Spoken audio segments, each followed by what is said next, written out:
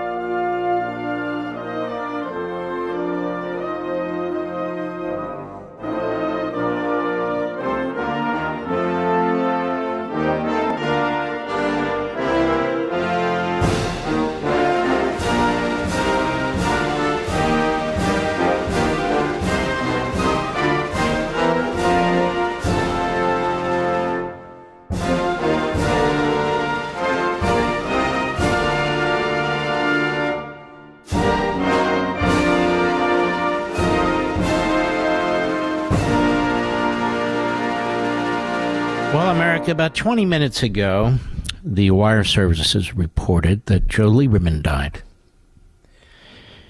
All we know is that he died from complications from a fall when he was in New York City. Now, unfortunately, these falls happen too often. It took the life of my father-in-law. Now, Lieberman really was the last of the moderates. He really was. Even the guy that's replaced him, Chris Murphy's a hardball lefty. And, of course, in 2007, he endorsed John McCain for president. But he was a moderate, and in Connecticut, he was challenged by a guy named Ned Lamont. He's a businessman, a leftist, who wanted to take his party further left and wanted the nomination for the Senate seat that year, and won the nomination against Lieberman. And Lieberman said, "I love my party, but I love my country more." And he ran as an independent. And he got 50% of the vote. He won re-election to the Senate with 70% Republicans voting for him, 30% Democrats voting for him, 50% independents voting for him. He had lifelong Republican friends and Democrat friends. But the likes of AOC and Bernie Sanders and so that's just too much for him. And he took a stance against them. And it's really odd it would come at this time. I talked about the Democrat Party purifying itself over the years, which is exactly what it's done. Exactly what it's done. Now, Joe Lieberman was a great patriot. Great patriot. Obviously, we didn't always agree with him, you or I. But that said, he's one of the few who spoke out against fellow Democrats, of course, against Republicans, and he was for this no labels movement because that's who he was. He was, moderate. Very few Democrats have had the guts to speak out when Chuck Schumer made that speech he did on the Senate floor, which will go down in history as one of the most horrific speeches ever given by any top American official. And clearly undermine the state of Israel in the middle of a war. Because Schumer carries water. He carried water for Obama, he carried water for other Democrats, and he carries water for Biden. What Biden has done and is doing to our country and to the state of Israel is unconscionable. It's diabolical. Diabolical.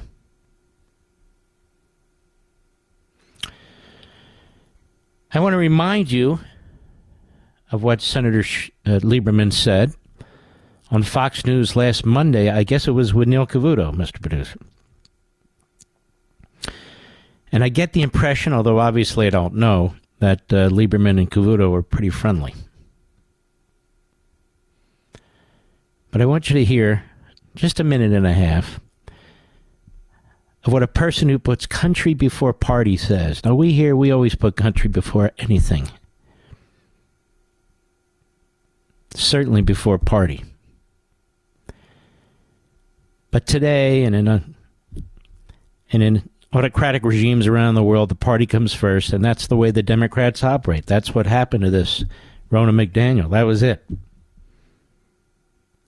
But let's listen to this. This is 9 days ago. Just 9 days ago. Cut 20, go. I don't think anything was brave about it. I think it was outrageous, and I think really it was a case of a high elected official in the U.S. taking advantage of a friend. And you wouldn't do this with a casual ally or certainly an enemy. But to call out one of our closest allies in the world, Israel, a democracy, when it's at war, and tell its people they should dump their prime minister. Wow, talk about crossing a red line. That was a diplomatic red line that I have never in all my years seen crossed. And it's just, it is outrageous. I've been following the polls in Israel. The truth is that Prime Minister Netanyahu is not popular right now, and his right-wing government is not popular. But if you ask the people of Israel, is Netanyahu following the right policy in Gaza, trying to destroy Hamas? The answer is overwhelmingly positive. So Chuck Schumer is asking the people of Israel to do something totally contrary to what their opinion is. And I mean, can you imagine if Schumer had made a similar appeal to the people of Britain to overthrow Prime Minister Sunak for some reason, or the people of Ukraine to overthrow President Zelensky because he wasn't making enough progress? And his voice will be terribly missed. He wasn't a showboat. He wasn't a drama queen. You can hear a very soft-spoken man, very decent man. A Democrat, a moderate, who had to leave his party in order to win re-election to the Senate and ran as an independent the next time as well. The vice presidential nominee of his party was Gore in 2000. And 7 years later, in the run-up to the 2008 election, he endorses McCain. Just want you to think about that. You compare a guy like Lieberman to Schumer, there's no comparison. You compare a guy like Lieberman to Sanders, there's no comparison. To Blinken, to Thomas Friedman of the New York Times. History will treat Joe Lieberman very, very well. And it should. We are in extraordinarily dangerous and dark times in this country.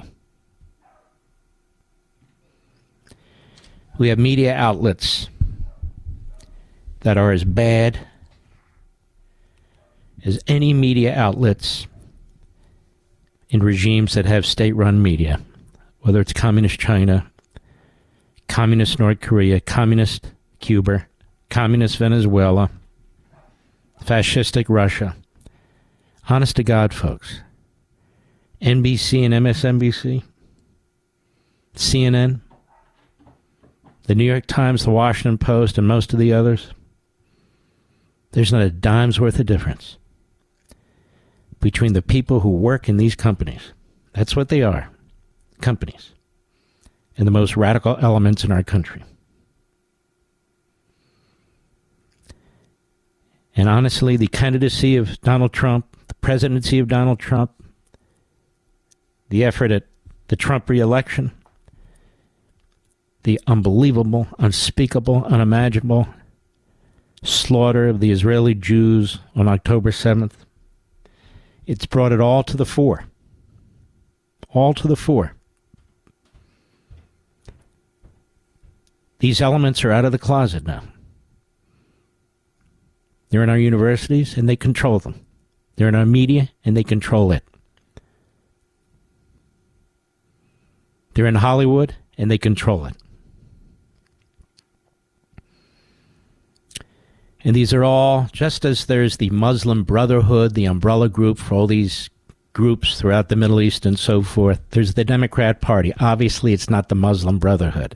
But in terms of structure, it's the mothership to all these movements. All these CRT, DEI, economic socialism, cultural Marxism, open borders, the war on our Constitution, our Declaration of Independence, the cancerous populating of our courts with radical leftists and attacking those judges and justices that don't comply, the river to the sea crowd, all of it. Anti-American, hate America. These are very grim times. And the man in the Oval Office seeks to exploit it all.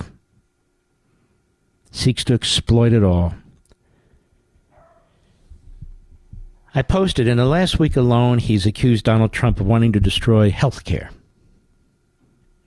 It's a lie. Who wants to destroy health care? He's accused Donald Trump of wanting to destroy Social Security, and yet it was he who went to the Senate floor multiple times and demanded that Social Security be slashed. Donald Trump has demanded that it go untouched, even though I personally believe it needs to be reformed. He does not. Biden is accusing Trump of wanting to destroy Medicare. Trump hasn't said anything about destroying Medicare. Biden has accused Trump of wanting to outlaw abortion nationwide. That's clearly not Trump's position.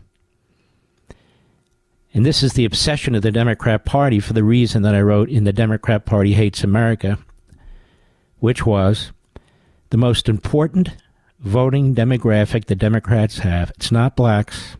It's not Jews. It's not any minority. It's single women. By a huge margin. Single, childless women. That is their strongest base. That's why they will talk of abortion until they're blue in the face. He says Donald Trump wants to destroy democracy. And yet, Donald Trump left office. He did not commit any acts of insurrection or sedition or violence, which is how Joe Biden wound up in the Oval Office. It's Joe Biden who's clearly destroying our republic. And he says that Donald Trump wants to put his political opponents in prison, when in fact he's trying to put Donald Trump in prison. What you saw at MSNBC and NBC with Ronna McDaniel has nothing to do with Ronna McDaniel. It's much bigger than that. These people hate your guts, and they hate this country. They talk about elections. They try to change the electoral system in every single state. They have a phalanx of lawyers from one end of the country to the other, trying to institute laws and rules and executive orders that ensure they can't lose. And apparently, it's a bridge too far to require people to show the voter ID that's already been handed out to them for 1,000 other reasons when they vote. Because the Democrats, by that Act alone are depending on fraud. They don't care about what's happening in the open border. They don't care what's happening to our people as a result of an open border. They could care less. Joe Lieberman said, "I love my party, but my country comes first." That's not your typical Democrat. They love their party first, foremost, above all else. And in many ways, they hate our country. Lieberman wanted nothing to do with that.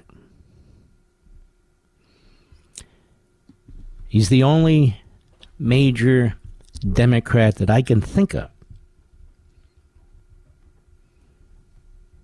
who took on his party, who took on Schumer, who rejected what Biden was doing.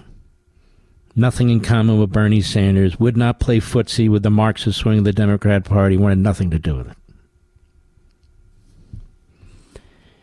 And unfortunately, with his death, there are none or very few left like him. None or very few. MSNBC is the network of Bernie Sanders and AOC.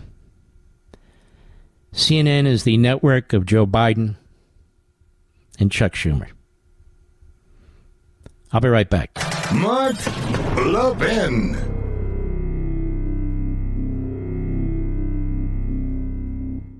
Our once mighty dollars under siege from runaway inflation. For those still working, your paychecks buy less while costs for gas, food, cars, utilities skyrocket thanks to inflation. That's why I'm urging all my listeners to register for the upcoming Gold and Silver Summit hosted by our friends at Advantage Gold. It's a fantastic seminar. They'll teach you how to take steps to help guard your wealth from inflation using asset diversification into physical precious metals. Gold and silver hold intrinsic value that should remain untouched by government manipulation. Folks, don't wait for the Fed's reckless policies to completely devalue the dollar and steal your life savings. Call now while free registration is open. I'm telling you, this is a fantastic seminar. Call 800-900-8000 right now. The Gold and Silver Summit could provide the vital insights we need to protect our families. 800-900-8000. Tell them Mark Levin sent you. Performance may vary. Past performance is not indicative of future results. Always consult your financial and tax professionals.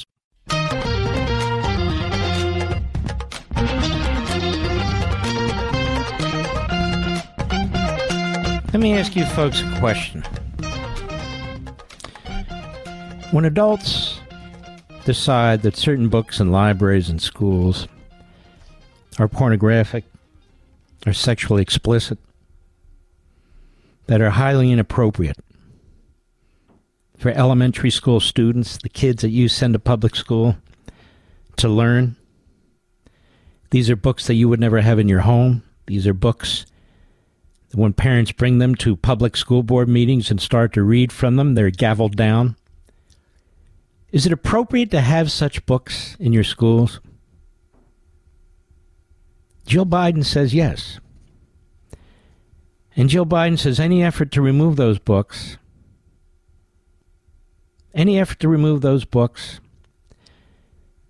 to her has a stench of Nazi Germany before World War II. I want to play for you what she said, and then again, we talk about Lieberman as a statesman. Then I want you to hear what Joe Biden had to say and how contemptible and diabolical this whole Biden family and Democrat Party are. Be right back. Attention, fellow Americans. Mark Levin here with a warning and a solution. I feel like our country's being destroyed by out-of-control spending and debt thanks to Biden and the American Marxists. And your hard-earned savings and retirement could be at risk from their socialist schemes. That's why you should consider Advantage Gold, the best of the best, a U.S.-based company that specializes in helping everyday Americans protect their wealth. They have a simple solution to help you even potentially grow your wealth despite the attacks from Washington. I urge you to register for their upcoming Gold and Silver Summit. It's fabulous. A free online event where you'll learn tips to help safeguard your finances by diversifying into physical precious metals. Call 800-900-8000. Call them right now to sign up securely for this pivotal summit. It is crucial. Tell them Mark Levin sent you for a special bonus. Call 800-900-8000 right now. Performance may vary. Past performance is not necessarily indicative of future results. You should always consult your financial and tax professional. Mark Levin, America's Paul Revere. Call him now at 877-381-3811. 2 bodies have been recovered now in the river where the bridge collapsed. Francis Scott Key Bridge in Baltimore. 2 bodies have been recovered in a truck. 2 crew members. Those poor guys didn't know what the hell hit them. There's no question about that. And the heroes, the police officers that blocked both ends of that bridge 90 seconds before it collapsed. That's why I played for you. Must have been, 12, 13 minutes of what took place right before the bridge collapsed, the collapsing of the bridge, and thereafter. And those first responders, those police officers, who'd never seen anything like this, any of them patrol officers and so forth, their decisions saved probably hundreds of lives. And of course, if they'd made, quote-unquote, the wrong decision, it would have ruined their careers. But that's what you do. You try and do the right thing at the right time. I mean, that was a massive backup of traffic. It is a very, very heavily traveled area on the East Coast. And we salute them last night, we salute them today, and we salute them every day. So here's Joe Biden at the Human Rights Campaign dinner in L.A. on Sunday. And here's the thing, folks. Biden's campaign, MSNBC, CNN, they push these hysterical narratives. They are pushing half of the country to the brink of violence, meaning their half. They're telling you that Trump is Hitler. They're telling you that his supporters are neo-Nazis. The New York Times, the Washington Post, CNN, MSNBC, they are creating a hysterical environment that leads to violence while they're pointing to January 6th and they're pointing to Trump and all the rest. They don't want to run on the issues.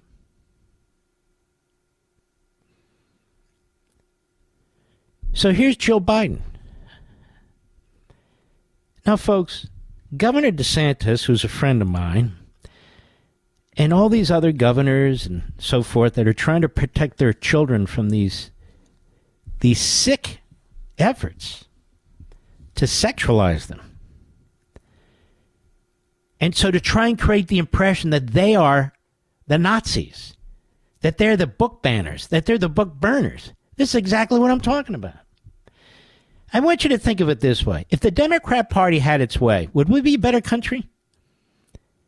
What goes on in our classrooms? What goes on our streets? What goes on in the media? What goes on in terms of Washington on spending and the board? Seriously, if the Democrat Party controlled everything and there was no real opposition, what would our country look like? What would happen to it? With a wealth tax? With them controlling the suburbs?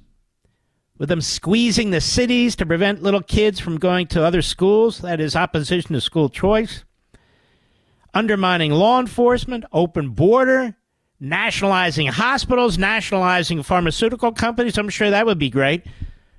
What would the country look like? Electric vehicles, the removal of gas-driven vehicles? If they had their way, what kind of hell would we be living in today? So here's Joe Biden. Joe Biden has learned from Joe.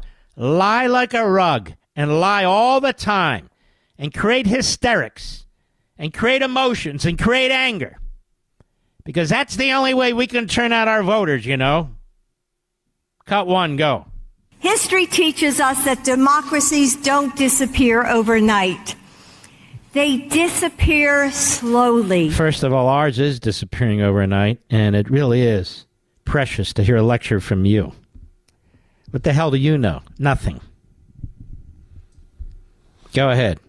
Subtly, silently, a book ban, a court decision, a don't say gay law. See how they lie? That law in Florida had nothing to do with a don't say gay law. The left created that. It marketed it. The media ran with it. It's a keep your hands off our kids law. It has nothing to do with whether you're gay or straight or in between or how many. It has nothing to do with it. Nothing to do with it. It says no sexually explicit materials in our elementary schools in Florida. Whether they're gay or straight or mixed or whatever they are. Don't expose the children to this. Why isn't it assumed that gay people want their children or others' children exposed to this stuff? They don't. Go ahead. Before World War II, I'm told, Berlin was the center of LGBTQ culture in Europe. I have no idea what the hell that means. Berlin, I guess in the 1930s, was the center of LGBTQ culture in Europe, she's told, which means it's not true. Nobody even spoke that way. What does that mean? How sick are these Bidens? Before World War II, I'm told Berlin was the center of LGBTQ culture in Europe. So now it's a culture? And Berlin was the center of it? I'm sure some media mogul at MSLSD or the Communist News Network will dig into that and check it out. Go ahead. One group of people loses their rights, and then another, and then another. Really? Why don't you wake up that stupid husband of yours and remind him of that? Because no president in American history has supported terrorism like Joe Biden and Hamas. And now he's done things that will make it virtually impossible to get those hostages out, who are being raped, who are being tortured, who are being brutalized and being murdered. And by the way, there's Americans that are being held hostage. This is the guy that gave $6 billion for 5 or 6 hostages to Iran and then coddles Iran. This is the guy under whose watch Iran is going to have a nuclear weapon. And they'll blame that on Trump. It's unbelievable. Well, to be perfectly honest with you, if Joe Biden wins the next election, then we live in a country, if the election is fair, we live in a country where a majority of those voting want tyranny. Now, you may say that's unusual, and the truth is it's not. Again, going back to the Democrat Party hates America. The truth is it's not. Tyrannies are voted into office all the time throughout world history, or where there's elections throughout world history. This is true. People have written about it. Some do it wittingly, some do it unwittingly. Some just can't believe I'm going to vote Democrat. I mean, my family's done it for generations. I just can't imagine that they're... Right, got it. And that's what happens. Chapter 4. By the way, I've made available chapters 2 and 3 of the Democrat Party Hates America for free. Absolutely free, no strings attached. Let's flop that up there again, Mr. Producer. All you have to do is hit the link. It'll take you to the publisher's page, and then from there, you hit another link, and there's the 2 chapters in full. You can copy them, you can read them, you can share them, and that's the point. That's the point. So the book has what? 9 chapters, give or take? I can't remember off the top of my head. Maybe 10. So 20, 22, 23% of the book I'm making available for free. The publisher was kind enough to do it because I'm on a mission. I'm on a mission here behind this microphone. This isn't a clown show. This is a serious platform. You can have fun and be entertaining, but this is a serious platform. It's conservative talk radio. Conservative talk radio. Not some clown morning show. There's plenty of those. Where, you know, we got all the sound effects and all the nasty stuff and all the... We don't do that. And if I did do that, this time slot would be dead all across America. More when we return. I'll be right back. Mark Levin.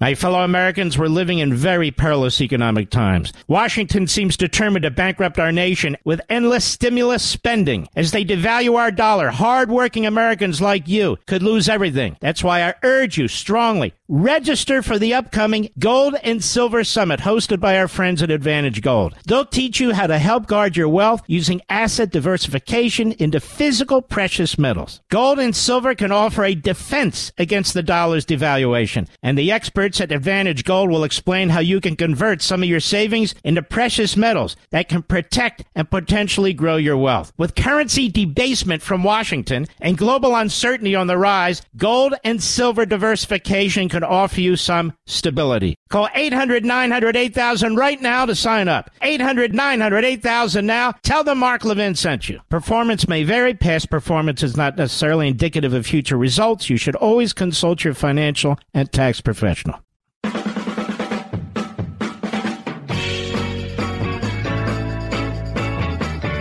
So I was pointing out,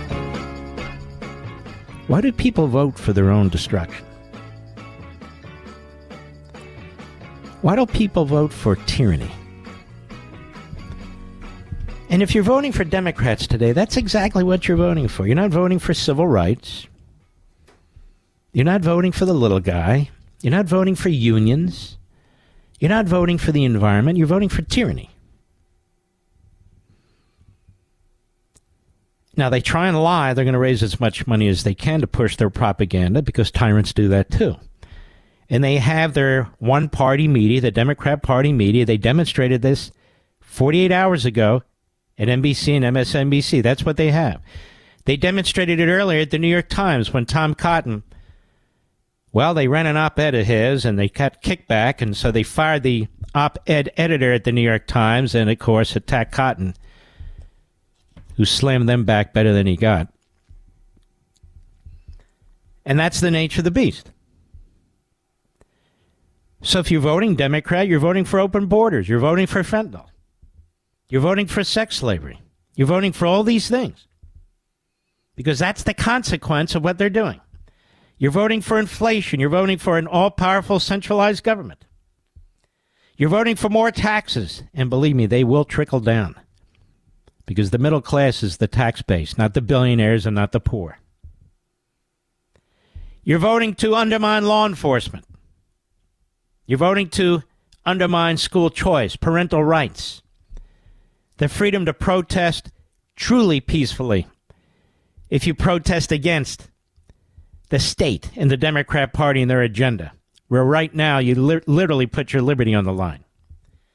You're voting for a party that will imprison, if it can, its political opponents. You're voting for a party that supports Hamas, supports the United Nations against the United States and Israel. You're voting for a party that appeases communist China. You're voting for a party that embraces communist Cuba and communist Venezuela. You're voting for a party that is unraveling the greatest nation mankind has ever created since mankind's existence. You're voting for a party that embraces Bernie Sanders and AOC, whose ideology is a cancerous ideology born in Germany by Hegel and then Marx, Born before that, literally, by Rousseau. Rousseau, Hegel, Marx.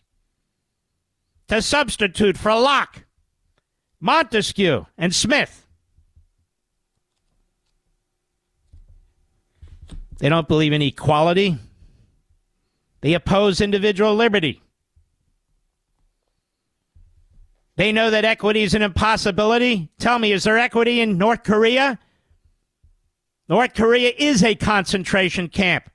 The entire damn thing. Is there equity there? No, there's never equity. There's never enough. Ask the people who survived Cambodia when 25% of the population was slaughtered. 25%. People were pushed out to the rice fields. They had their little baskets. And if some people had a little bit more rice than another in a basket, that was a crime against the People's Republic.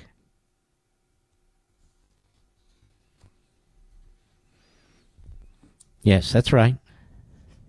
100 million people murdered under communism. 100 million people. And we have these American Marxists in our country that will destroy this country from within. And people will vote for it. I see it with my own eyes. I told you about that story a couple weeks ago in Florida.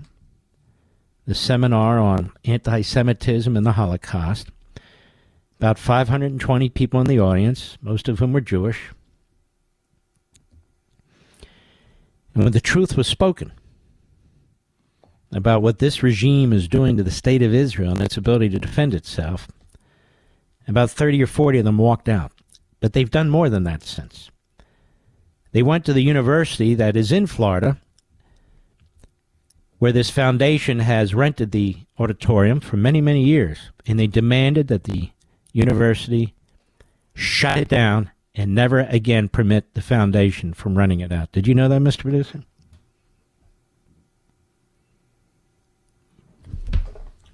All right, hold on a second. So we have a problem here. Go to the backup. Does that work? All right. We have a backup system. Yes. We always have to around here. In any event, they're trying to destroy the foundation. Go after its tax status and everything. These are the people who will vote for tyranny even when there's knocks on their doors. Do I owe you something, Rich? Okay. A little discombobulated because I had to switch from one system to another in order to continue the broadcast here. But I've seen it with my own eyes. You've seen it with your own eyes. History tells us this all the time. People will vote for their own destruction. And then they'll wonder how it happened. How did this happen? What happened? What happened? You happened. Not you in this audience. You did this. I'll be right back. This segment of the podcast is exclusively sponsored by Pure Talk. Pure Talk offers great coverage and can save your family money on your wireless bill every single month. Go to puretalk.com to find the plan that's right for you. Thank you again for listening, and thank you so much for this sponsorship, Pure Talk. He's here. He's here. Now, broadcasting from the underground command post, deep in the bowels of a hidden bunker, somewhere under the brick and steel of a nondescript building, we've once again made contact with our leader, Mark Levin. Welcome back, America. Mark Levin here. Our number, 877-381-3811, 877-381-3811. I think it was last night, maybe the night before, where I played a clip of Jon Stewart. Jon Stewart attacking, Donald Trump and these billionaires and millionaires, their arrogance. They think they're entitled. When it comes to the issue of, stealing their property under a phony law, trying to bankrupt him, take his buildings, even if he wins on appeal. Well, there's new information to add to this, but let me set the foundation.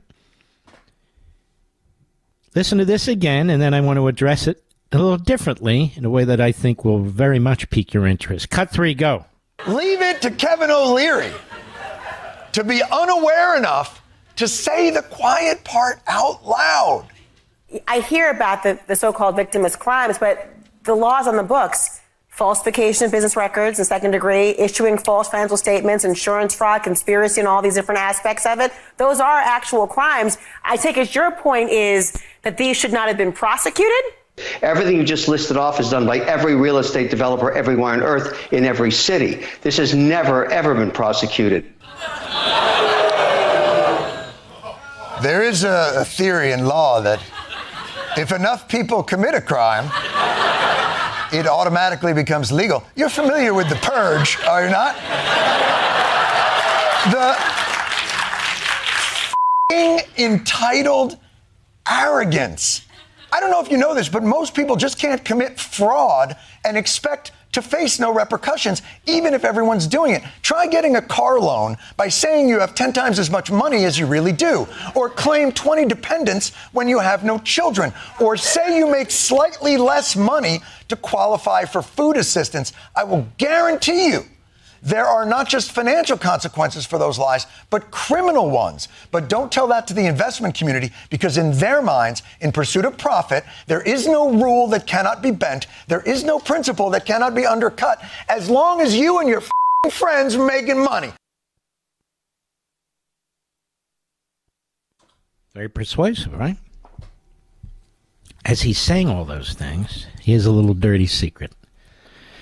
As most preening leftists do, and this is according to several news reports. I'm reading the version in the New York Post. Jon Stewart is facing online backlash after the comedian opined on the air this week that Donald Trump's civil real estate case for overvaluing his properties was not victimless, when it turns out the price of a previous home sale finds Stewart doing exactly the same thing. I think Post-Millennial was the first with this, wasn't it, Mr. Producer? On Monday night, Stewart, 61, unpacked Trump's $454 million appeal bond, calling out experts framing the former president's New York civil case as not causing direct harm to any individual. And I played the clip for you. In response, Stewart asked, how is he not this mad about overvaluations in the real world? Because they are not victimless crimes, he said. And to further his point, Stewart argued that money is an infinite. A loan that goes to the liar doesn't go to someone who's doing a more honest evaluation, so the system becomes incentivized for corruption. All right, first of all, he's an economic illiterate and a moron, but putting that aside, nobody's arguing for that. But he says, Stewart also contended that failing to declare a higher market value on a property while paying taxes based on a lower assessed value constitute fraudulent behavior. He said the Attorney General of New York knew that Trump's property values were inflated because when it came time to pay taxes, Trump undervalued the very same properties. It was all part of a very specific real estate practice known as lying. It's not what Trump did. It's not what he was charged with. But it didn't take long for internet sleuths to look into Stewart's own property history, which shows an overvaluation, ready? An overvaluation of his New York City penthouse by a staggering 829%. Records confirmed by the Post reveal and Post-Millennial. In 2014, Stewart sold a 6,280 square foot Tribeca duplex to financier Parag Pandey for $17.5 million. Notice as he poses as some, man of the little guy. The property's asking price at the time is not available in listing records, but according to 2013-2014 assessor records obtained by the Post, the property had the estimated market value of only $1.882 million. The actual assessor valuation was even lower, at $847,000. Let me get this straight. He sells it for $17.5 million. We don't know what the asking price was. It could have been higher. But according to the 2013-2014 assessor records, writes the Post, the property had the estimated market value of $1.882 million, Mr. Producer. And the actual assessor valuation was even lower, $847,000. Excuse me, I'm sneezing to the truth. It's an old line. I don't quite understand it, but I'll use it. Records also show that Stewart paid significantly lower property taxes, which were calculated based on the assessor valuation, precisely what he called Trump out for doing in his Monday monologue. Yeah, but this is massive. You're paying taxes on, at most, $1.882 million, or even potentially the lower $847,000. When you sell the property for $17.5 million, what's that all about, Mr. Producer? It's called a lie. Isn't that what he said? It's a fancy name for a lie.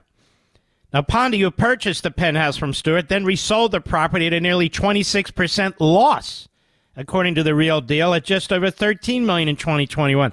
Boy, this raises a lot more questions than just this evaluation issue. Why would he pay significantly more, 26% more for the property? Timothy Poole, a political commentator known for more right-leaning views, alleged on X that Stewart was being a hypocrite. I don't know. Who was on the internet first commenting on this, Mr. Producer? Using the word hypocrite. Oh, yes. I mean, how many people played the audio from this last night? Me, myself, and I. Or was the night before? It doesn't matter. To point out how outrageous this guy's argument was. You can go back and listen. I don't need to play it. That would be monotonous. But now we have this. Stewart's rep did not respond to the Post's request for comment. Meanwhile, the New York assessor evaluation on Stewart's former penthouse is the exact same citation method and the exact same metric that New York Attorney General Letitia James used to value Trump's private and personal properties and then sued him for inflating those assets. This includes Trump's Mar-a-Lago estate in Palm Beach, known as his main residence, which was assessed at only $18 million at the time. Real estate brokers had valued it at 50 times more than that amount. Same for his private 200-acre New York family estate. Last month, Manhattan Supreme Court Justice, these are not really justices per se, they're the lowest of the trial courts at the local level. He ordered Trump to pay $300. You know all this. Now,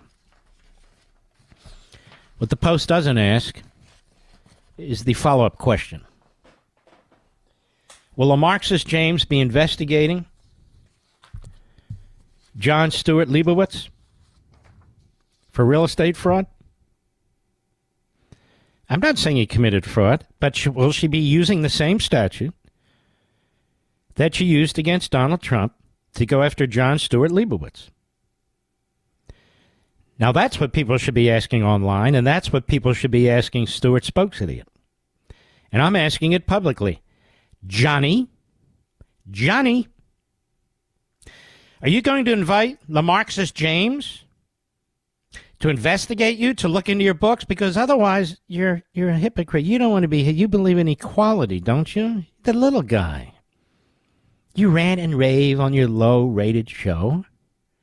And look at this, Kevin O'Leary, the arrogance, it's unbelievable. While you, at the very same time, you knew it, you little a-hole. You knew what you had done. You knew what you had done. And yet there you are, trying to rip into Trump, right? So it's not just that he's a hypocrite. If all this reporting is true, and I assume it is, and Johnny Leibowitz, you're free to come on the air here for the 4,000th time and have a discussion about it. What do you say? What do you say? Yeah? Well, then it's worse than a hypocrite. According to you, Johnny, you're a fraud. That's according to you. According to you, you're a fraud. But it's not good enough to be called a fraud. Don't you need to be a certified fraud? So I am asking Marxist James if she believes in the equal application of the law to investigate you. to unleash all the resources of the state of New York, to subpoena all your tax files, all your property records, all your income records, and of course make them public. Right? Right? You want to be treated like everybody else who's in your situation. And you should demand it, Johnny. You should demand it. Given what you said and what your comedian writers, such as they are, wrote. You should demand it. I'm looking here. Stewart argued that money isn't infinite. A loan that goes to the liar doesn't go to someone who's giving a more honest evaluation, so the system becomes incentivized for corruption. So you're corrupt, you said, by your own definition. You also contended that failing to declare a higher market value on property while paying taxes based on lower assessed value constitutes fraudulent behavior. So your behavior was fraudulent. You condemn yourself, you little a-hole.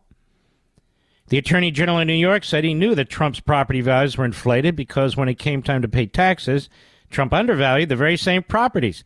Why didn't you say, I, Jon Stewart Lieberman, overvalued my property, inflated them for the purpose of selling it, but undervalued my property, that is, for the purpose of paying taxes. Quote, it was all part of a very specific real estate practice known as lying. Now this little a-hole, he will show his face back on Comedy Central. He will have his spin. He'll turn himself into a pretzel if he addresses it at all.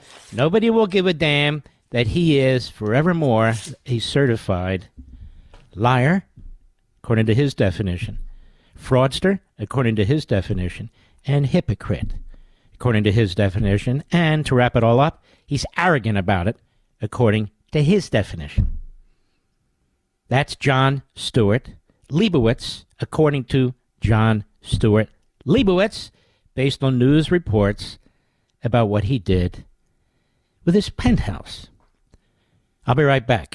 Mark Levin.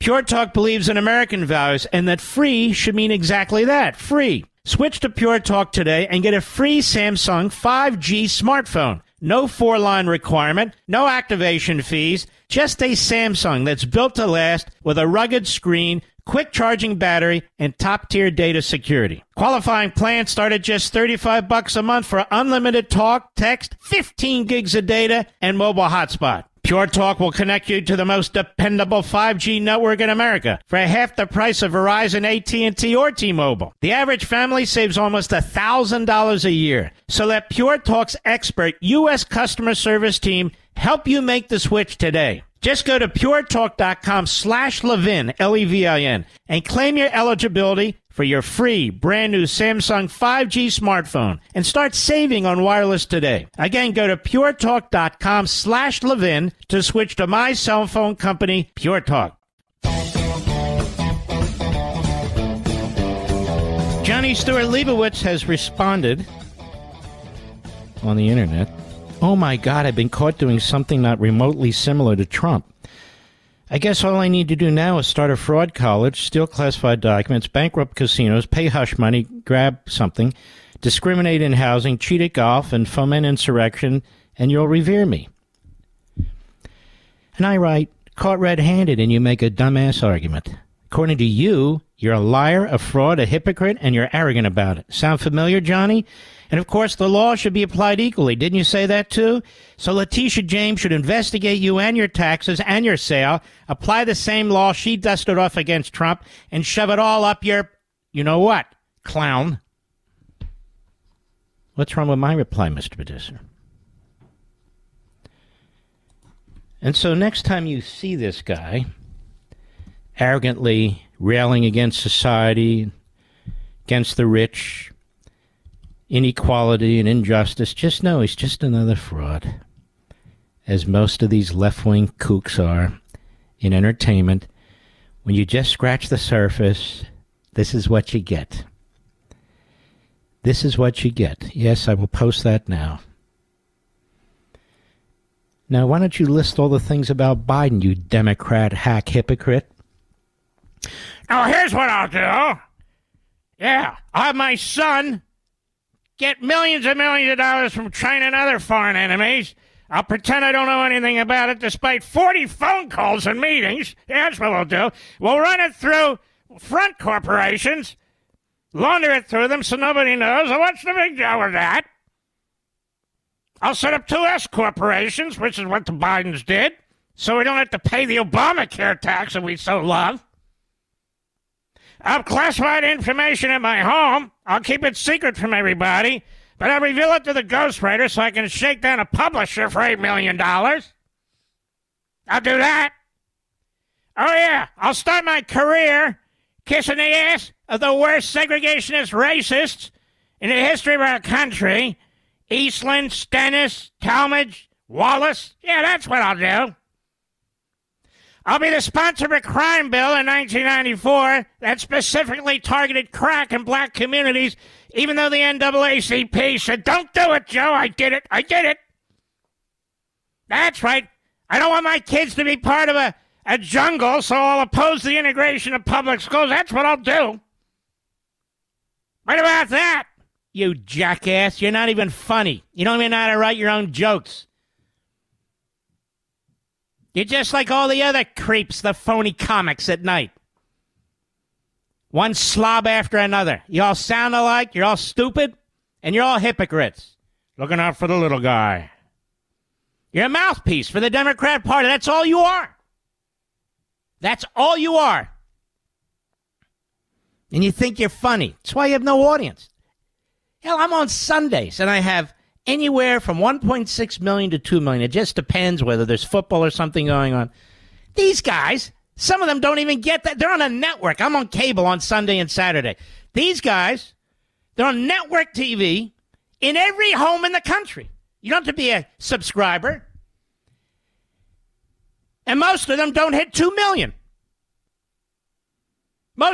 I have more people listening to me on radio and watching me in TV in the aggregate than they do. And I guarantee you they're paid a hell of a lot more than I am. There's no question about that. One day I'll have to prove that, Mr. Producer. Hey, Jon Stewart, railing against the system. Railing against Trump. Oh, you caught me, huh? Wow. Arrogant to the end. These guys are all arrogant you-know-whats. No wonder they like Biden. No wonder they like Sanders. No wonder they like thugs like Castro. No wonder. Comedy today. It's really funny. Comedy Central, and it's 12 viewers. It's unbelievable. And the guy, what is it? Guy Oliver, the other guy, the import from Britain? You know, British humor is funny. British humor is funny. When a British guy is trying to do American humor, actually trying to do Democrat Party humor, it's monotonous. It's stupid. All right. And Johnny, here comes Johnny. Johnny, you're welcome on the show. I'd love to debate you on this issue. Johnny. I'll be right back. Pure Talk believes in American values and that free should mean exactly that, free. Switch to Pure Talk today and get a free Samsung 5G smartphone. No 4-line requirement, no activation fees, just a Samsung that's built to last with a rugged screen, quick charging battery, and top-tier data security. Qualifying plans start at just $35 a month for unlimited talk, text, 15 gigs of data, and mobile hotspot. Pure Talk will connect you to the most dependable 5G network in America for half the price of Verizon, AT&T, or T-Mobile. The average family saves almost $1,000 a year. So let Pure Talk's expert U.S. customer service team help you make the switch today. Just go to puretalk.com/Levin, Levin, and claim your eligibility for your free brand new Samsung 5G smartphone and start saving on wireless today. Again, go to puretalk.com/Levin to switch to my cell phone company, Pure Talk. Blasting conservative fire. The Mark Levin Show. Call in now at 877-381-3811. You know, I'm growing my podcast, so no matter what, we'll always be there. No matter what. We've had a few stations from time to time that go all Spanish. Not many, couple. Okay, we're still available. Or if we're preempted for, the Ernie Grabotsky checkers game, we're still available. So, Mr. Producer, whisper in my ear, the best way for people to go and find my podcast is how? Yeah. You just, any of the podcast platforms, you type in Mark Levin Show. Or go to marklevinshow.com, and we will provide you with the platforms to go to. It's that simple. MarkLevin show.com. Or type in Mark Levin Show on any of the platforms, and we pop up. We also have our own YouTube channel. And on that website, I own all the content on that website. So that's marklevinshow.com. marklevinshow.com, and that will direct you to everywhere and anywhere. It's a great website. Great website. So there is that as well. All right, gosh. There's just so much here. This is very, very important. And somebody at Red State picked up on this, and then I followed up, and I looked at this Politico article too. Remember when Joe Biden goes to the southern border where he can't find any illegal immigrants? Isn't that amazing? They're coming in by the millions, and he can't find it. I don't see anything. No problem here. Hey, it must be working, open borders. And then you go into this article in Politico where they say Biden was planning executive action on the border. Now he's gone silent. The president was close to announcing a string of moves, but they never came. Here's why. And among other reasons, they argue, he thinks it's settled down. It's not as hot a topic as it used to be. But here's the paragraph that Red State pointed out, and I went and found it, and they are 100% right. This is the glaring paragraph that nobody is talking about. In Politico, quote, ready? This is going to, like the Obama administration did in 2012, with the launch of the Deferred Action for Childhood Arrivals program. Now, let's stop there. DACA.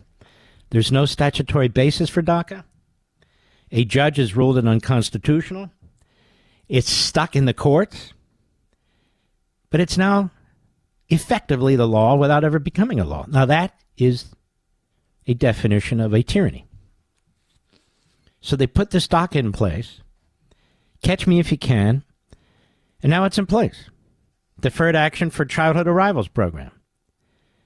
Biden administration officials, ready, are also examining whether there's an action they could take for a different group of undocumented people, seeing haven't gotten away with that and the student loan stuff. They're on a run here. A different group of people. Undocumented people who have long resided in the United States. What can I do with a pen and a phone, asked Biden, to give them amnesty? Excuse me?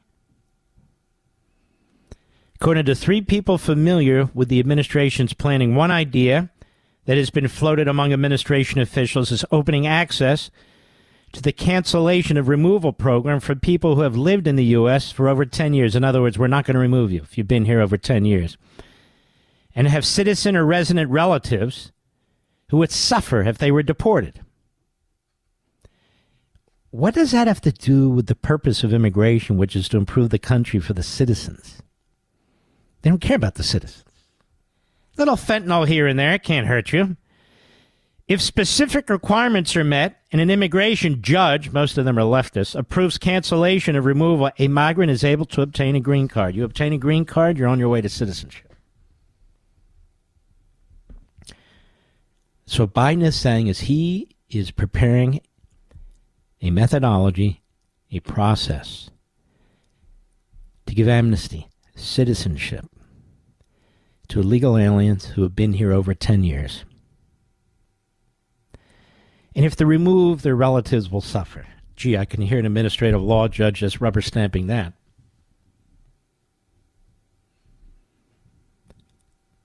Biden is looking to do a massive amnesty. Massive.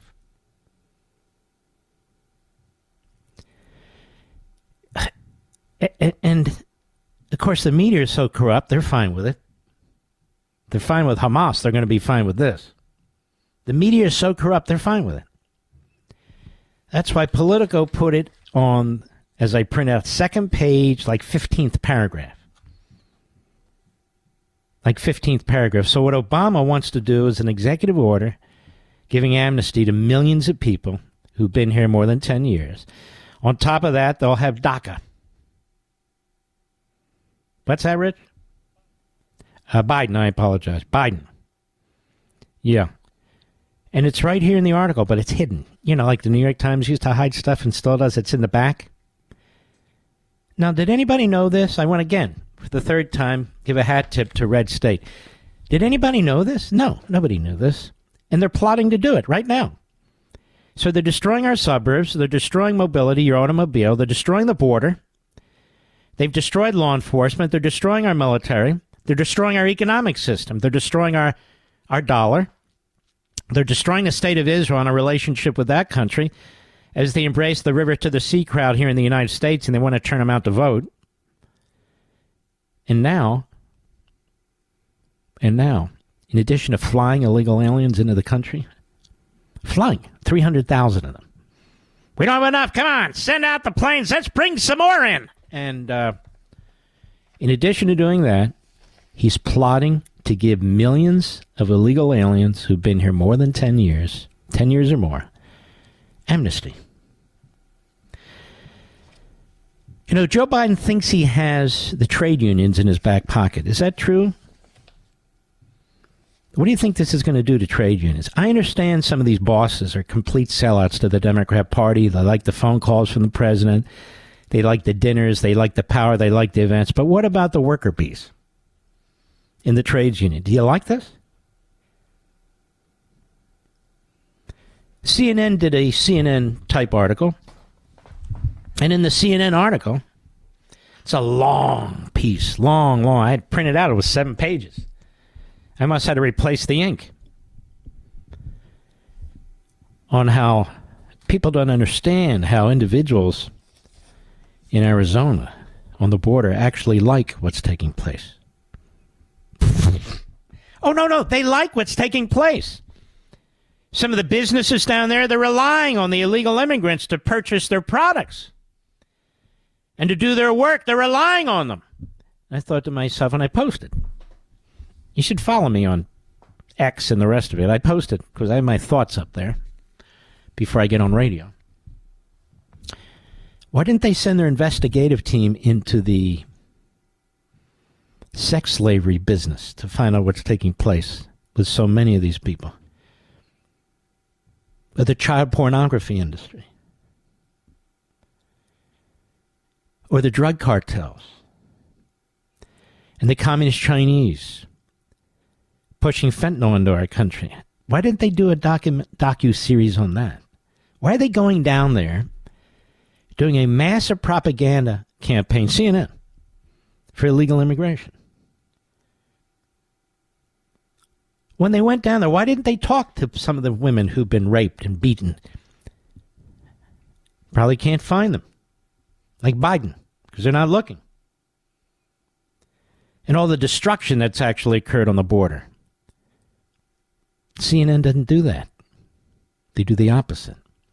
They actually wrote and did a long piece on what the people down there really think, as if this is representative of what the people down on the border of Arizona really think. That's CNN. It's sickening. The news industry in this country is destroying the country. If the Democrat Party knew it had to check the media, things would be a little different. Instead, it has a propaganda, demagogic operation in the media. I'll be right back. Mark Levin.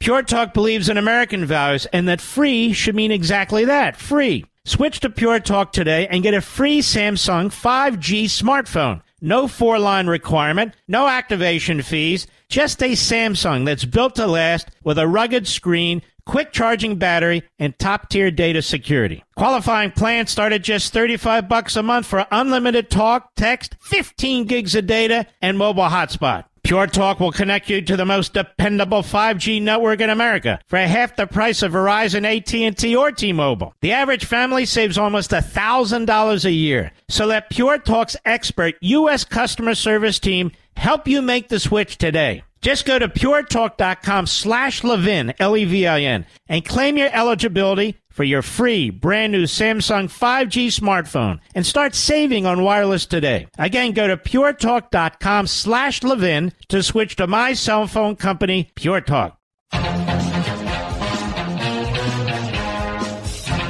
John Eastman. I met him about 35, 40 years ago. One of the smartest lawyers I've ever known. He was a law clerk to Clarence Thomas. He was the dean of a law school, a law professor, a scholar, and Politico reports, as of 20 minutes ago, a California judge recommended the disbarment of John Eastman, calling to revoke the law license of one of former President Donald Trump's top allies, writes Politico, in his failed last-ditch gambit to subvert the 2020 election. Nobody was subverting the 2020 election. They were challenging it. That's the history of our electoral process. Ask Al Gore, who brought scores of lawsuits in Florida to, quote-unquote, subvert the 2000 results, I guess. Judge Yvette Rowland, whoever that is, who presided over months of testimony and argument about the basis of Eastman's fringe legal theories. Fringe, you see. See, Section 3 of the 14th Amendment to boot Trump off the ballot, that wasn't fringe. No. LaMarxus James, dusting off a fraud statute that has nothing to do with Donald Trump or real estate, and then trying to steal his property, that wasn't fringe. No. Using RICO in Atlanta, that's not fringe. No. Using the Ku Klux Klan Act about January 6th, that's not fringe. No, no way. And on and on and on. None of that's fringe. It's all straight as an arrow. Oh. Yvette Rowland ruled that the veteran conservative attorney violated ethics rules and even potentially criminal law when he advanced Trump's efforts to overturn the election results based on flimsy or discredited claims of fraud. Let me ask you a question. In 1876, when there was this big battle that we've talked about, the floor of the House, over electors, that is, the Electoral College, you don't have to have even fraud or claims of fraud as a basis for challenging an election. There's no law, nothing in the Constitution that compels that. So why are they applying this differently to Eastland? Though Eastland may appeal Rowland's decision, including to the state Supreme Court, you see what it's like in these Democrat states? You got to get the hell out of there. If you're a patriot, you got to get the hell out of these states. Now, it won't help us with the Electoral College. It might hurt us. But while you can, you need to pursue liberty. You need to pursue freedom for yourself and your family. You might even want to use a gas-powered combustion engine while you can, because there's 8 blue states that are actually going to outlaw the car. Eastman testified for hours during his trial, claiming that he relied on a cadre of statisticians and data analysts to conclude the 2020 election was rife with misconduct, and that state legislatures in a handful of swing states should step in to replace Joe Biden's electors with Trump. Why is that a crime? It's not a crime. That's why nobody's been charged with any crime. Oh, RICO, that's not a crime. We've had a slate of alternative electors before. I mentioned 1876 as an example. She concluded Eastman stretched and contorted even his own outlier theories. And she goes on, all right, it's a political decision that I fear will destroy this man's career.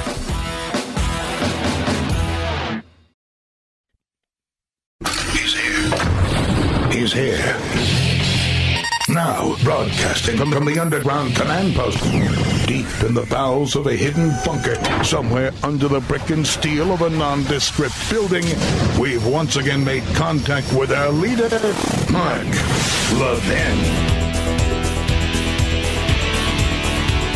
Yeah, be me. Hello, America. Mark Levin here. Our number, 877-381-3811, 877-381-3811. I want to thank Joe Biden for cutting the national debt, as he claims.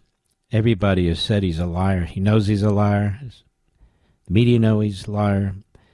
His campaign knows he's a liar. But he's cut the national debt. He didn't cut anything. The COVID funds ran out, Mr. Producer.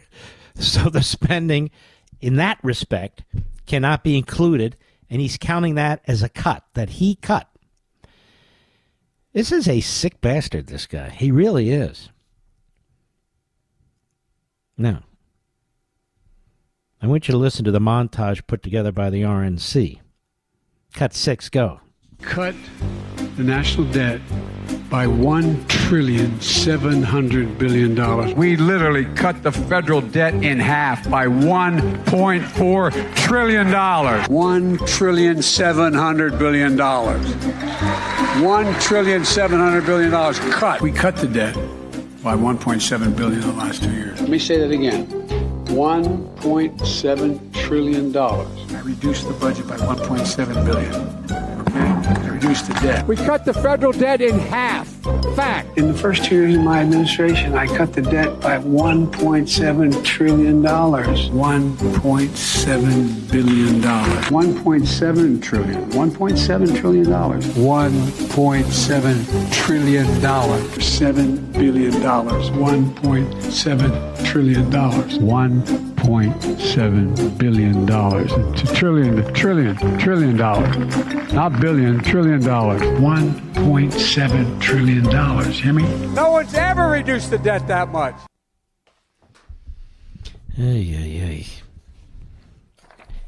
Even the left-wing media put out 28 Pinocchios on it, but it doesn't matter. So he has these issues. Everybody knows he has these issues. The Democrats have talked about, at least in the past. Now they're rallying around him because they know they can't get rid of him.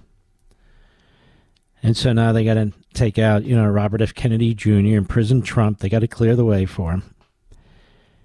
And so, as you may have heard by now, Karine Jean-Pierre was on WBT, one of our great affiliate stations. Massive station, 50,000 watts, maybe 100,000, maybe 100 trillion, maybe 1.7 trillion, Mr. Producer. And our friend Garrison there, local host, somehow she agreed to come on his show and tries to interview her. Cut 5, go. Gas prices and grocery prices, then. Big topics here in North Carolina. How does Mr. Biden win votes when people don't have as much disposable income? Look, the president understands. He grew up in a middle-class family, working-class family in Scranton, Pennsylvania. He gets it. He understands how difficult it is for Americans who are sitting around their kitchen table every month trying to figure out what they're going to pay for. You have to remember when the president walked into this administration, there were multiple crises happening. There was COVID. There was the economy was in a tailspin because of the last administration, because of what the President Trump left us with. Now you're asking me about gas prices. The president took action on gas prices. Let's not forget Russia's invasion on Ukraine skyrocketed prices of gas. And because the president took action, we see we are in a different place than we were a year ago on gas prices. Eggs, milk, seafood products, all the important groceries, those costs have gone down because of what this president has been able to do. And with that, thank you so much, Mark. Have an amazing, amazing day. Wow. She hung up. She hung up on Mark Garrison's great host, WBT, because the question before, he said, a lot of people want to know if the president has dimensions. He said, does she? And she got offended. Yeah. Look, you can't question the king. You can't question the king. And so she hung up on him. And luckily they were recording it. We record our interviews as well. Our guests, not for that, but we record it because we do every show we record. We put it on the marklevinshow.com website every evening. So we have like 4 years worth. How do you think Media Matters gets our stuff? They go on our website and steal it. That's how. Or anybody else. We're not afraid of it. So you see, Biden, everybody knows he's a head case, but the Democrats want you to pretend he's not. The Democrats want you to pretend when they create narratives, when they create fictions, when they create pseudo-events and pseudo-news, that you're going to fall for it. Why? Because the Democrat Party is totalitarian. And if it had its way, this would be a very different country, even worse than it is right now, what they're doing to it, that is. But here's a voice of reason. America's governor. America's governor. This is a man who never gives up, who's always on the job, who's always trying to advance the cause of liberty and citizenship. Each and every day when he gets up, he's full of energy, he's full of good spirit. He'll be a very, very strong contender should he choose to run in 2028. My governor, DeSantis, cut 7, go. Does your house belong to you? Or if you are not using it, can someone just come in, squat for a period of time, and then claim that they have a right to be there? This so-called squatter scam is something that's happening around the country. There's even videos telling people how to go in and take over an empty house. That was never how the law was supposed to work. And in Florida, we are going to take action today to end this scam and to protect the private property rights of our homeowners. You should not have anyone go on your property and take it over and then try to assert some rights. It's absurd. We're going to put an end to it today, and we'll be leading the way yet again in the process. See, in Florida, you have a true civil society as was always intended to be, where the citizen is paramount, where the role of government is to protect the individual. I want you to compare that governor to these blue state governors. I want you to compare what goes on in Florida to what goes on in New York, whether it's the rioting that took place in 2020, whether it's the undermining of the cops, whether it is being a sanctuary city and state where all these illegal aliens are coming in and welcomed, even though they complain about them, they welcome them. They're not taking over Florida public facilities, Florida schools, Florida parks. They're not taking over facilities in the inner cities where people in the inner cities have it tough enough. None of that's going on. And he's the most conservative governor in America. No question about it. Because conservatism works. Our principles are true. It works. That's why he got rid of DEI and all the public colleges and universities in Florida. He eliminated all the positions. That's why he eliminated critical race theory curriculum, for which he was attacked by the CRT proponents. That's why he said you'd take all that pornographic filth out of our elementary schools. If parents were showing this to their kids at night under the cover of dark, they would lose their kids. And so he says, I'm not going to allow my state to give the patina legitimacy to sexualizing 7-year-olds. It's not going to happen. They call it the anti-gay statute, which, of course, is a lie. Today, Disney pulled out from its lawsuit with the state of Florida. It surrendered. And so DeSantis was tough, and he won that, and Disney lost. The wokers at Disney lost, and I want you to remember that Nikki Haley took the side of Disney. Communist Chinese are not free to buy property in Florida. I can go down the list of why people are flooding into Florida, not moving, flooding into Florida. And they look at New York and they say, you know what? You don't care about us. You're destroying our city. It's not safe around here. You now have these DAs and this attorney general who are going after businesses, trying to destroy people. I'm going to get my ass the hell out of here while I can. And I'm going to drive my combustion engine, gas-powered vehicle out of here while I still can. Because New York's one of the blue states that intends to ban them. You're going to have states banning the vehicles. I'll be right back. Mark Levin.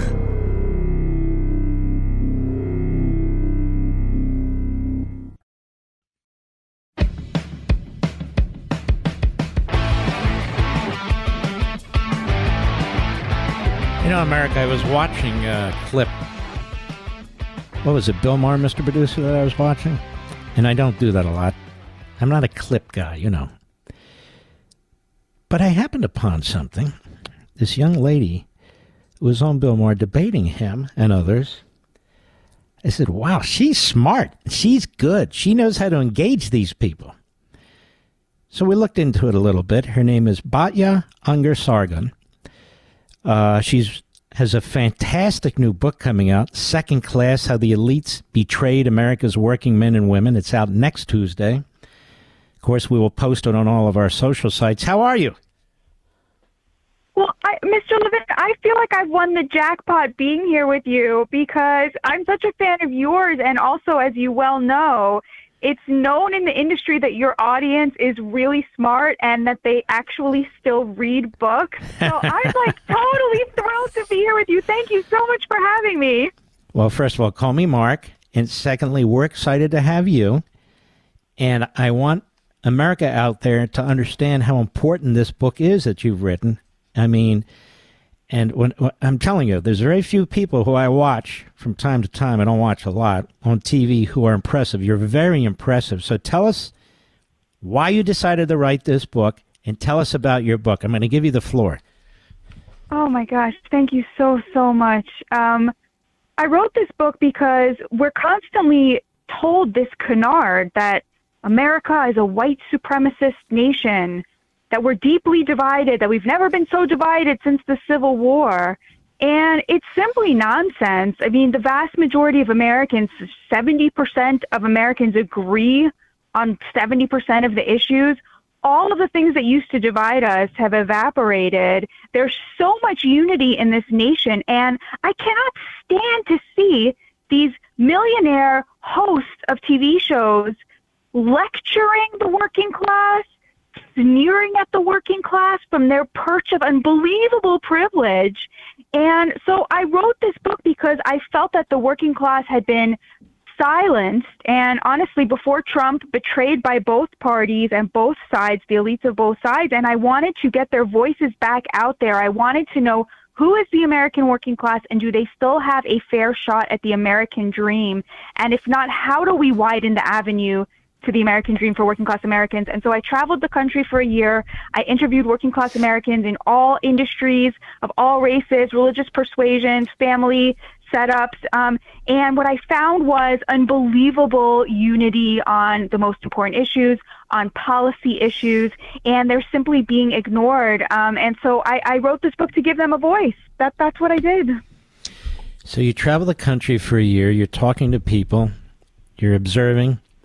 Reminds me of Alexis de Tocqueville, quite frankly.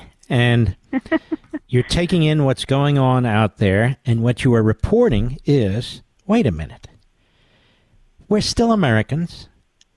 70% of us agree on 70% of the issue, and these elites, this ruling class and the media and so on, are trying to rip us to shreds by imposing their own views upon us, correct?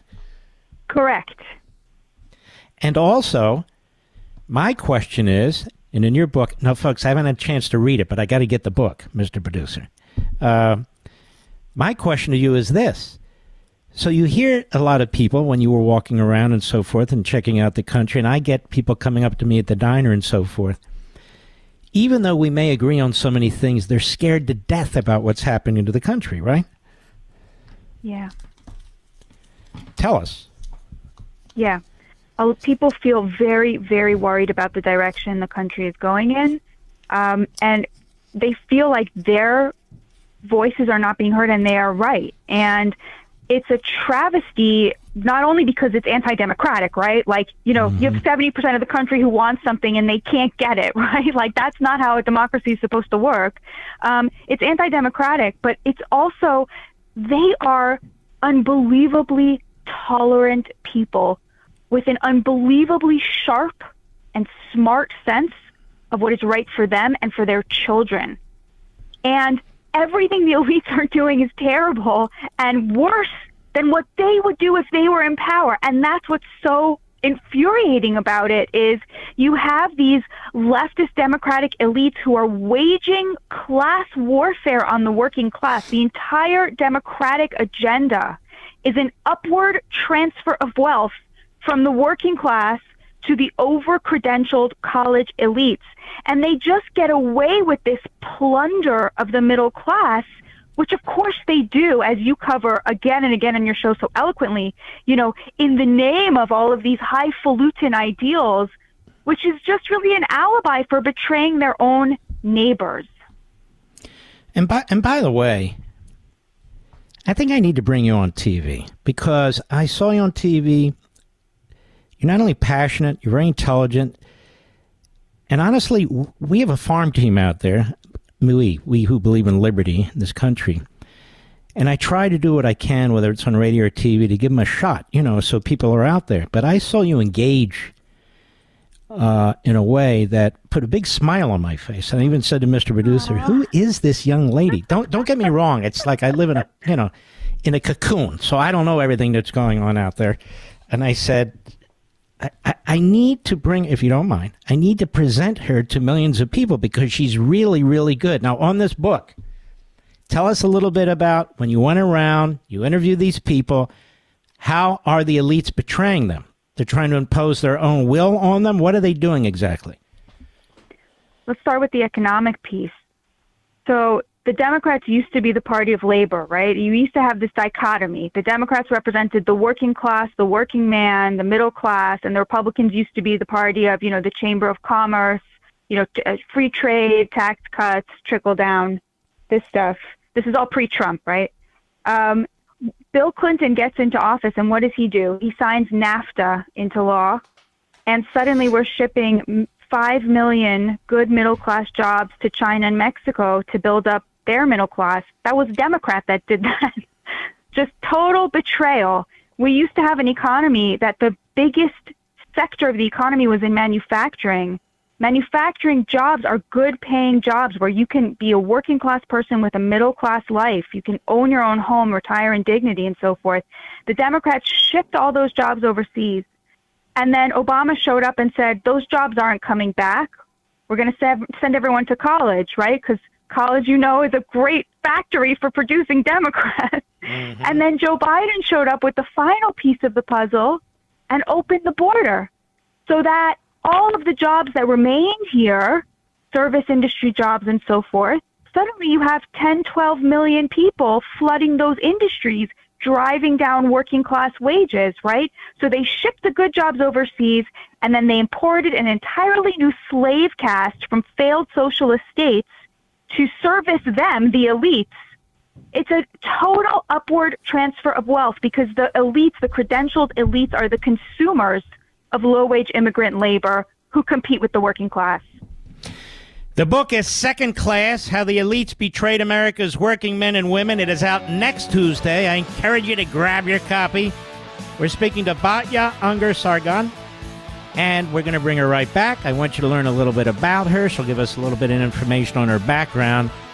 She's an up-and-coming star. I'm telling you, I saw it, I hear it, I know it. I'll be right back. Mark Levin, the thunder on the right. Call in now, 877-381-3811. Here we be. Here I is with Batya Ungar-Sargon, a brand new book, Second Class, How the Elites Betrayed America's Working Men and Women. We have it up there on all our social sites. I want to encourage you to grab a copy, and I'm going to grab a copy tomorrow morning. I'm going to dig into this book because I hear it is absolutely fantastic, and you're listening to the author. So tell us a little bit about yourself. Oh, wow. Well, like you, I was born in Philadelphia. And you got out of there. Yeah, okay. I did get out of there, yeah. I'm an Orthodox Jew. Very, very proud. I'm sitting here thanking God for the fact that I'm on your show right now in the break. Goodness. And I feel so honored and lucky, and I'm sort of a little bit speechless. Yeah, I'm the opinion editor at Newsweek. I hope you'll appreciate this. Every day I run what we call the daily debate. So we take the biggest question of the day, and we have both sides. We have a Democrat debate a Republican, because it's so rare that we see that happen in the same space. And often there's a lot of common ground. And that's really, I think I would say, like, the focus of my career is finding that common ground and convincing Americans that the polarization that we see is really an elite phenomenon. It exists in the spaces where people make money and consolidate power by convincing you to hate your fellow American. But as soon as you get out of those spaces and those elite, industries, across the nation, Americans are praying next to people they disagree with politically. They are working with people who vote for the other party, and it would never occur to them to hold that against somebody. Mm-hmm. Are the media in America today are quite dangerous, aren't they? I mean, they really are destroying the whole profession and destroying the whole concept of a free press. I mean, their agenda seems to be to advance the ideology of one side, no? 100%. In fact, my first book is called Bad News: How Woke Media is Undermining Democracy. And what I found in that book was actually that the real problem with the media is not so much that it's leftist, although it is. It's that it is extremely elitist. So, it's true, 96% of journalists who give donations to political parties donate to the Democrats. Everything you and your audience is like, hey, this seems like all the journalists are leftists. Like, you're totally right about that. But even worse than that is that they, by and large, go to very elite universities. The majority of them have a graduate degree, even though only a third of Americans have a BA. And they increasingly live amongst the powerful people who they are supposed to cover adversarially, and their children go to the same fancy private schools as the people they're supposed to be covering adversarially. So there's really been a class consolidation around those with power and those with these sort of ridiculous elite university pedigrees, and they have come to really have contempt for the average American from that position of extreme wealth and privilege. They really look down on regular people, which is, I believe, why they allowed, these, Obama, Clinton, and Biden to sell out the future of the working class, because they really, it's not just that they believe that they disagree with them. They have utter contempt for people who don't have that college degree, and they truly, in the extreme cases, and you can see this watching cable news, the leftist cable news, they truly don't believe that these people who disagree with them have the right to vote. And that's what you're seeing with the attempts to destroy Donald Trump, who really represents like the will of the people at this moment. So there's been this transition where the Democrat Party represents the elitists, the media represent the elitists, they represent the power centers, Washington, New York, LA, I guess. And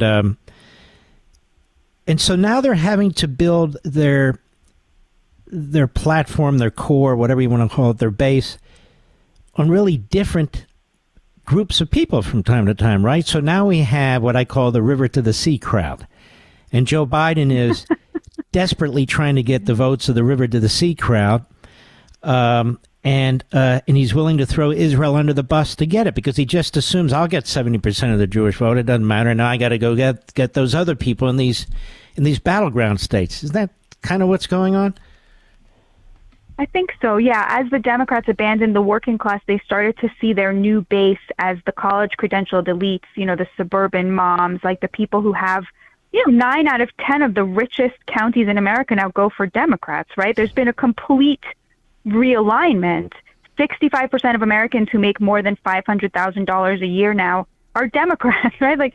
And 74% of Americans who are living in districts below the median income vote for Republicans. So there's been a complete realignment where the Democrats are now the party of the over-credentialed top 10%, 20%, and the dependent poor, right? So they're a coalition of people who don't work at the bottom and people who have very good paying jobs at the top.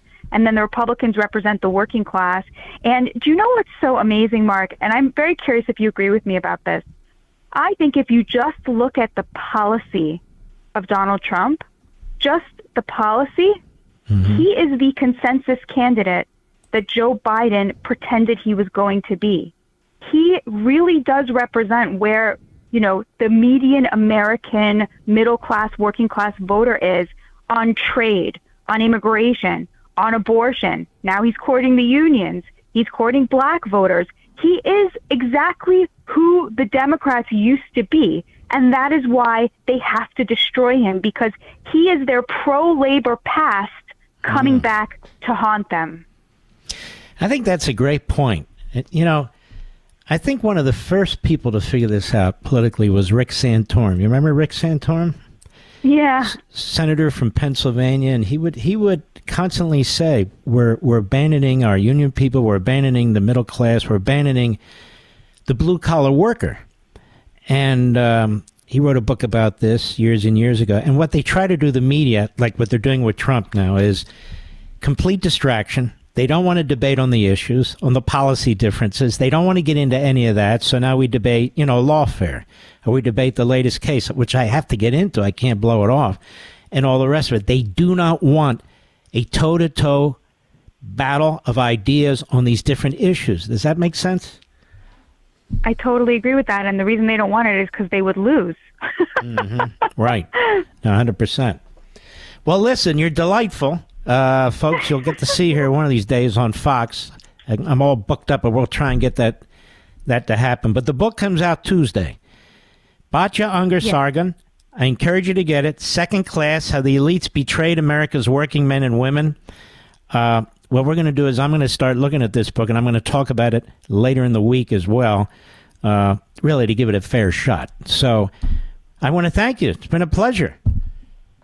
Thank you so much. God bless you for this and everything you do. And you too. God bless you too. So I'm watching. Did you send it to me, Mr. Producer? Somebody. I saw the clip. And I said, who the hell is this? Wow.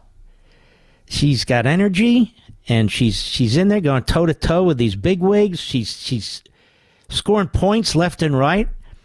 And, I can't be everywhere, so I can't read everything. I do my best.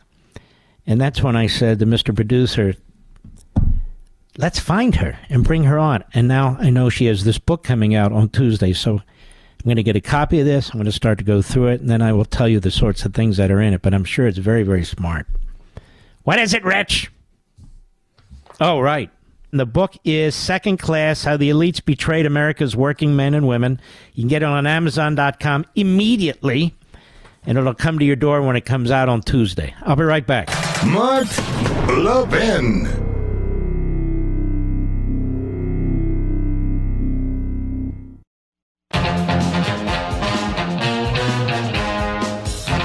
We have my good friend Jon Eastman on.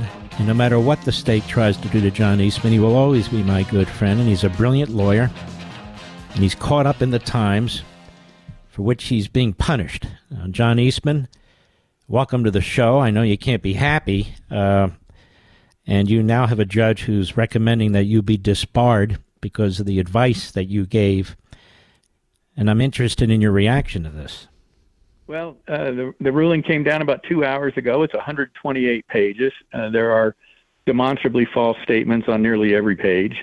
Even one of repeating a citation by the bar lawyers that we'd already pointed out was a doctored quotation to make the quotation sound as if it stood for something that was not even involved in the particular case they were citing. And she just repeats it as its gospel truth. The gravamen of all the statements is I committed moral turpitude because I continue to insist, contrary to certain government officials, that there was illegality in the election. And that's demonstrably true. But, the CISA chief said this was the most secure election in history, and Bill Barr said there wasn't any evidence of fraud. And we're supposed to just bend our knee to these blatantly false statements by government officials or be accused of yourself telling a lie because you speak the truth. And it's rather Orwellian what we're dealing with.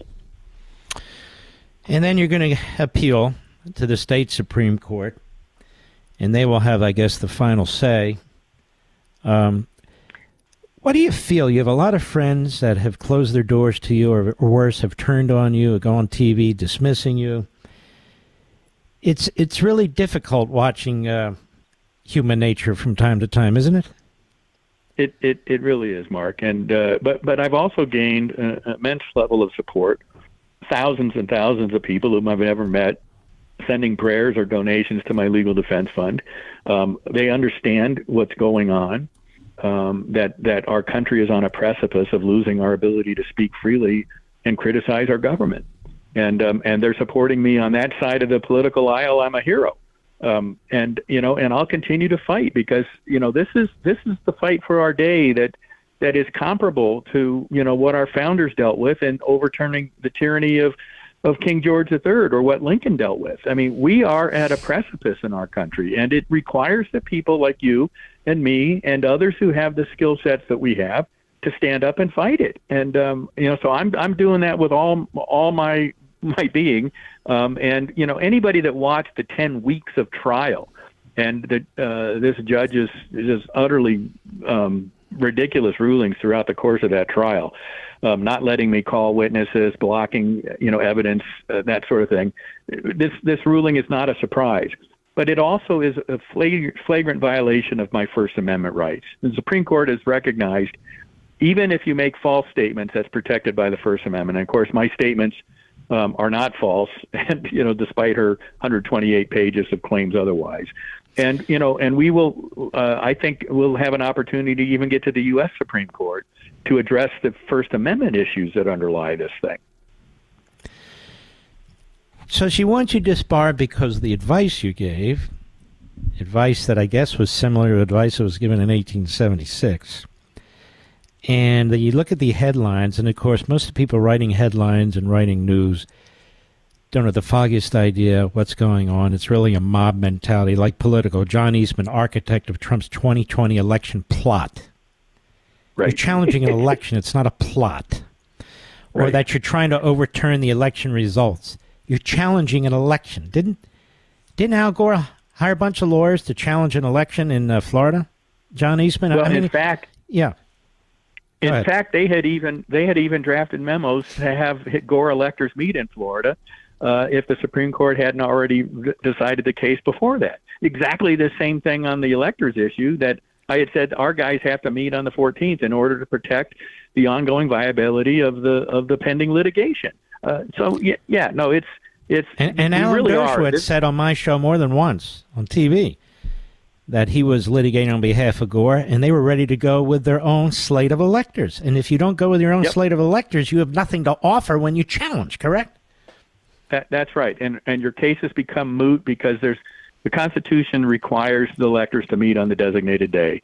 And if they don't, there's a real constitutional question on whether they can be counted, even if they are later determined to be the valid electors.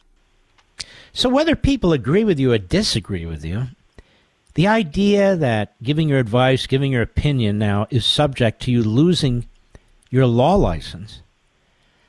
Yep. And that's your point. It's whether you agree with me or disagree with me, you're giving me the death penalty when it comes to the legal profession, right? That's right. And the claiming that I made false statements on Steve Bannon's show or on the Mall or in an article. On Steve Bannon's show. They're even, yeah. Or my show or any show. What I'm saying is, so your radio interviews they're using against you? Oh yeah. No, they wanted every statement I ever made about any of the claims I made, and then they said that because the government officials said you're wrong about that, then therefore you made knowingly false statements. And I'm sorry, the Secretary of State of Pennsylvania or the Secretary of State of Michigan made blatantly false statements in their press releases. Why should I have to bow down to those blatantly false statements and act as if there was nothing wrong with the election? Mm-hmm. I'm sorry you're in this situation, and I'm sorry the media are doing what the media do. I'll just give you an example. Matt Schlapp, he was accused of all kinds of horrific things. And in the end, he was vindicated because he didn't do those things. And we're going to have you back on, Jon Eastman. I believe in defending what's right and defending those who say what's right. Whether you agree with them or not is not the point. The point is you don't take out lawyers you disagree with. God bless you, my friend. We salute our armed forces, police officers, firefighters, emergency personnel, you truckers out there, all you first responders, thank you. In Baltimore and elsewhere. And the people of Israel and Ukraine, I stand with you. See you tomorrow.